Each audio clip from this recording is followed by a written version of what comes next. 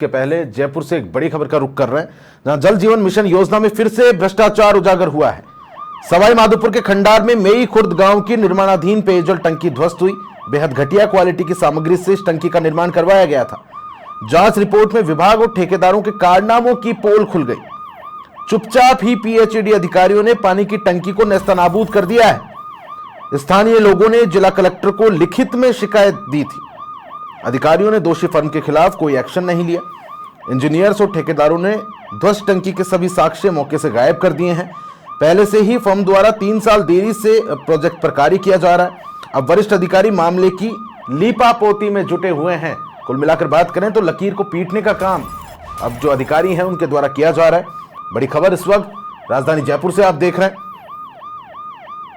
जल जीवन मिशन योजना है और इसमें एक बार फिर से भ्रष्टाचार का जो खेल है वो सामने आया है। सवाई माधोपुर के खंडार में मेई खुर्द गांव है, जिसमें निर्माणाधीन पेयजल की टंकी को चुपचाप ही ध्वस्त कर दिया गया। ये तस्वीरें इस वक्त आप देख पा रहे हैं।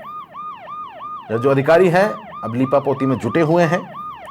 घटिया क्वालिटी की सामग्री से इस टंकी का निर्माण करवाया गया था और जब यह बात खुलकर उजागर हुई तो उसके बाद इस टंकी को चुपचाप ही इसके ध्वस्तीकरण का कार्य संपन्न यहां पर करवाया गया।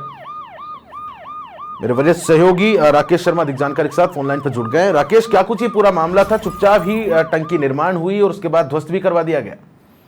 देखिए प्रताप जी, जल जीवन मिशन में जिस तरीके से अनियमितताएं सामने आ रही है, ये सवाई माधोपुर के खंडार में मामला सामने आया है, जहां टंकी का जो निर्माण कार्य किया गया था, ये बेहद घटिया सामग्री इसमें लगाई गई थी। चूंकि जो फर्म है इसको कार्य करने वाली, नियमानुसार इस फर्म को ब्लैकलिस्ट होना था, इस पर कार्रवाई होनी थी, तो वो नहीं करके जलदाय विभाग के इंजीनियरों ने इस पूरी टंकी को ही गुपचुप तरीके से ध्वस्त कर दिया ताकि उस फर्म को बचाया जा सके। साथ ही जो पेमेंट या सरकारी राशि इस पूरे प्रोजेक्ट में लगी थी, उस प्रोजेक्ट की राशि को किस तरीके से हेरा फेरी करके और दूसरी जगह सेट किया जा सके। इस मामले में हमने चीफ इंजीनियर जल जीवन मिशन से भी बात की है और इस मामले को बेहद गंभीर माना है, क्योंकि सरकारी कामकाज है, सरकारी राशि है, जनता के लिए जो योजना बनाई जा रही है उसमें अगर इस तरह की अनियमितताएं आती हैं तो निश्चित तौर पर ये सरकार के लिए आगे चलकर एक बड़ा मुद्दा बन सकती है। ऐसे में इस मामले की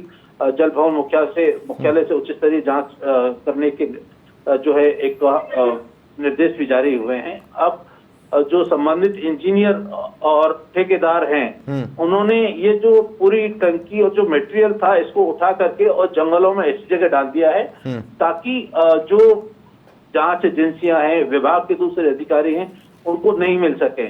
अब इसके कारण प्रोजेक्ट में भी देरी हो गई है और उस पर भी अब पेनल्टी बनती है। तो ये पूरा एक इंजीनियरों ठेकेदारों का फोकस है जिसमें भ्रष्टाचार को अंजाम दिया जा रहा है। अच्छा राकेश, लिखित में यहाँ पर शिकायत दी गई ग्रामीणों के द्वारा जिला कलेक्टर को, तो उसके बाद ये जब मामला संज्ञान में आया, ध्वस्तीकरण का कार्य उसके बाद संपन्न करवाया गया है। बिल्कुल प्रताप, देखो लोगों को उम्मीद थी कि जल जीवन मिशन जो प्रोजेक्ट थी उसकी समय सीमा समाप्त हो चुकी है और 3 साल से ज्यादा प्रोजेक्ट लेट हो गया। अब जब टंकी ध्वस्त हुई तो ग्रामीणों के अरमान भी टूटे कि अब प्यास कैसे बुझेगी।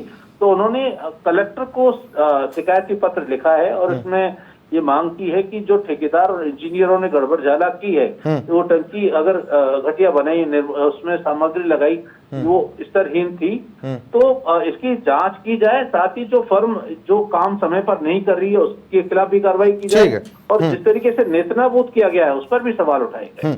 बहुत शुक्रिया वरिष्ठ सहयोगी राकेश शर्मा अधिक जानकारी के साथ बने हुए थे इस पूरे मामले को लेकर। तो किस तरह से जल जीवन मिशन योजना में एक बार फिर से भ्रष्टाचार का जो खेल है वो उजागर हुआ है। चुपचाप ही पीएचईडी अधिकारियों के द्वारा इस घटिया क्वालिटी से निर्माण की गई टंकी को ध्वस्त करवा दिया गया है। लिखित में ग्रामीणों के द्वारा शिकायत भी यहां पर जिला कलेक्टर को दी गई है। फिलहाल देखने वाली बात होगी कि प्रशासन के द्वारा संबंधित फर्म पर क्या कुछ कार्रवाई बनती है।